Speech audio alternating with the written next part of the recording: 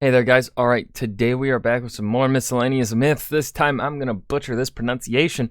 Kusanagi no Tsurugi. Totally butchered that last one, especially. Before we dive in, though, make sure you go check out the links in the description box and join the Discord. Love it if to have you. Now, I've been curious. I haven't watched any of them yet, but I've been curious about it. The Trope Talks series that they have on OSP.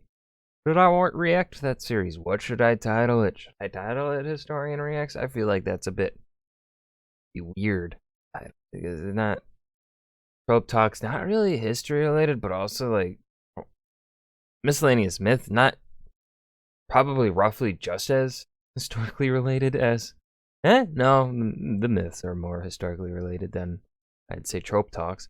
The tropes also have a place in history, because we've been telling stories for our entire existence as humans. Or should I just do writer reacts because I'm a writer? So tell me in the comments. Let's talk about Kusanagi. What's more anime classic than a magic sword? Nothing! And much like Excalibur in Western mythology, Japan has its own fancy legendary blade that currently goes by the awesomely innocuous name of Grasscutter. It's one of the three royal regalias of Japan, but it's definitely got the most complicated past, so let's take a minute to talk about it. So Grasscutter's story begins with the thunder god Susanoo no Mikoto, who has recently been banished from heaven thanks to being a little overenthusiastic in his trolling of his sister Amaterasu. So while he's wandering the earth, he finds a grieving couple who tell him that 7 of their 8 daughters have been eaten by a giant 8-headed snake, the Orochi. Oh, no. So Susan offers to kill the Susan. God damn it. So Susanoo offers to kill the snake in exchange for... I shall slay this beast. Oh, brave sir. Yay! Their last remaining daughter, which they're okay with. So Susanoo turns the This seems safe. Please don't get hit on the head. daughter into a comb for temporary safekeeping and sets off to beat up the snake. So he sets up a trap for the snake, 8 barrels of sake specifically. The snake shows up, spots the rice wine, and takes the opportunity to get mad drunk. And when all 8 of its heads pass out, Susanoo leaps out of hiding and cuts off its heads. Then while he's cutting the snake up into manageable pieces, his sword hits something hard in the snake's tail, and when he investigates, he finds another sword embedded in it. This sword is named Ama no Murakumo no Tsurugi, or Sword of the Gathering Clouds of Heaven, which is a pretty sweet name. That's a fucking badass name. Appropriate for a pretty sweet sword. Susanoo then gives the Sorry, I threw a horse at you. Friends. sword to Amaterasu as an apology gift. Now the cool thing about Amaterasu, well, one of many cool things, is that supposedly the emperors of Japan can trace their lineage all the way back to her. So Amaterasu has a grandson, Ninigi no Mikoto, who she sends down to rule Japan.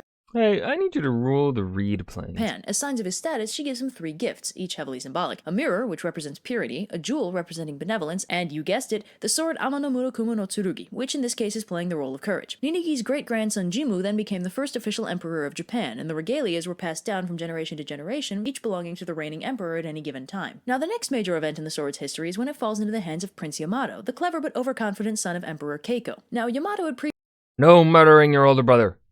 Now you tell me. previously been exiled due to some fratricidal shenanigans, but his aunt, the high priestess of Amaterasu, takes pity on the kid for his newfound dangerous situation and loans him the sacred sword in the hopes that it'll help him survive. This comes in handy later when a local warlord invites Prince Yamato on a friendly hunting expedition and then takes the opportunity to set the open field on fire, hoping to kill Yamato in what looks like an accident. Yamato sees he's trapped by the fire and starts cutting the grass around him to remove the fuel, and that's when he finds out the sword can control the wind. So using his trusty fire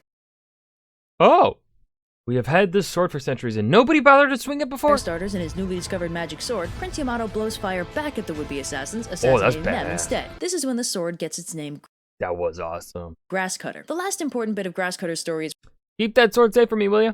Wait, what? when Prince Yamato fails to take it with him when he goes to fight a giant monster and is predictably killed. Ow!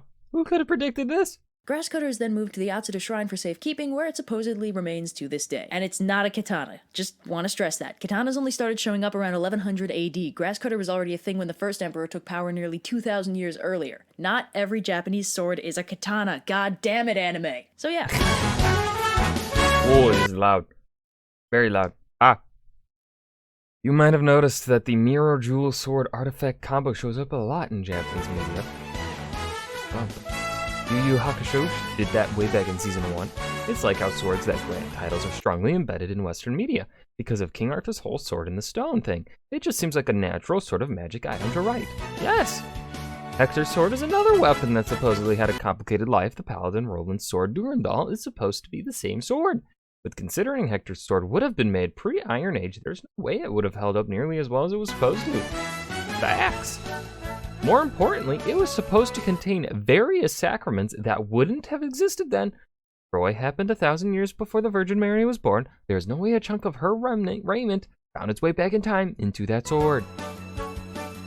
Man, that got completely off topic. Yeah, that's Western media, not Japanese. This has been an historically... Yeah, fuck. This has been an overly sarcastic...